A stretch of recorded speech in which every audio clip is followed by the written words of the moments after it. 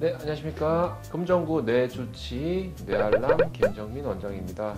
오늘은 우리가 이제 이 치매와 뇌경색, 특히 치매 중에서도 뇌경색과 관련된 그런 부분들에 대해서 좀 간단하게 소개를 좀 해드릴까 하고요. 기본적으로 치매에 대해서는 저번 영상에서도 소개를 해드렸지만 여러 가지 임상적인 특징이 많습니다. 치매가 어떤 한 가지 질환이 아니라고 말씀을 드렸었습니다. 수십 가지 또는 수백 가지의 원인이 치매 증후군을 일으킬 수 있다라고 생각을 하시면 될 것 같고, 그 중에서도 이 뇌경색, 뇌혈관 질환과 관련된 치매들이 있어요. 가장 대표적인 것들이 혈관성 치매 같은 그런 이제 치매 종류인데요. 우리가 임상적으로 치매라고 하면 알츠하이머 치매가 대표적이죠. 서서히 인지 기능이 떨어지고 특히 처음부터 이제 사파성 기억이라든지 그런 기억력 저하가 먼저 시작이 되면서 여러 가지 전반적인 인지 영역의 저하가 나타나는 것이 특징입니다. 하지만 이런 혈관성 치매에서는 우리가 이제 흔히 말하는 그런 점진적 악화보다는 계단식 악화가 나타나는 경우가 많아요.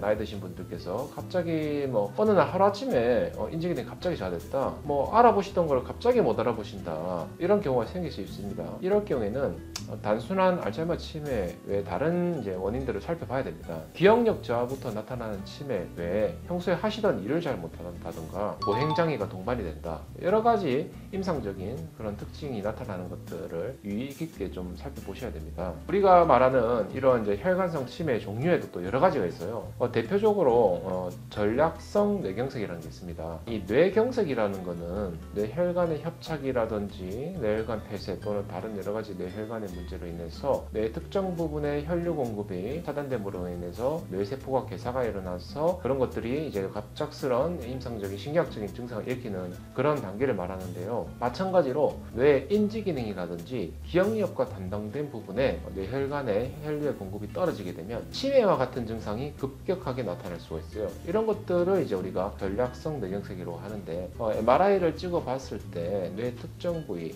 뇌축두엽이라든지 뇌 인지 기능과 연관된 부분에 급성 뇌경색이 왔다, 이런 증상을 의심을 해봐야 되기 때문에 마찬가지로 이것도 치매라고 해서 뇌경색과 다르게 생각할 것이 아니라 오히려 급성 뇌경색의 기준에 맞게끔 빠른 검사와 치료가 필요합니다. 마찬가지로 골든타임이 당연히 존재를 하겠죠. 한마디로 임상적인 증상만 달라졌을 뿐이지 그 외 병리학적인 특징과 질환의 진단과 치료에 대해서는 오히려 이 급성 뇌경색과 같이 결을 가야 된다는 것이 차이점이겠습니다. 빠른 응급실 내원 또는 병원 내원 후 검사와 응급처치 또는 어떤 약물 투여, 입원 치료가 필요할지를 담당 신경과 전문의 선생님과 상의를 반드시 하셔야 됩니다. 그리고 많이들 궁금해하실 부분들이 역시 이제 예방적인 그런 부분들이 있는지에 대해서 궁금해하실 것 같은데, 알츠하이머 치매를 이제 포함하는 신경퇴행성 질환은 아쉽게도 아직까지 명확한 의학적인 약물 치료라든지 그런 예방적인 치료는 아직까지 없습니다. 물론 미국에서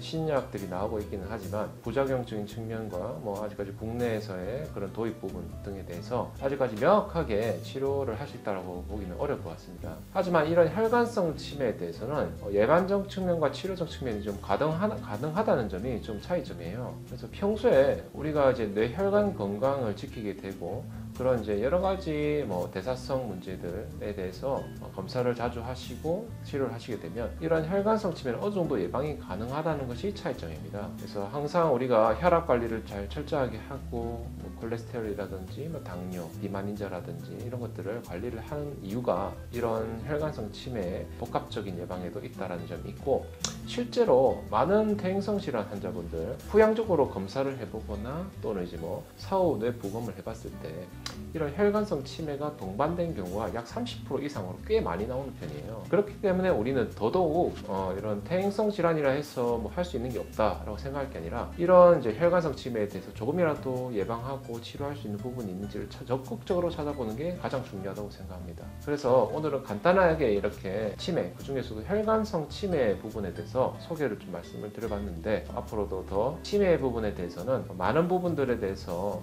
궁금해하실 게 많다고 생각을 하고 소개하는 시간을 갖도록 하겠습니다. 그러면 오늘은 준비된 영상은 여기까지로 마무리하겠습니다. 네, 감사합니다.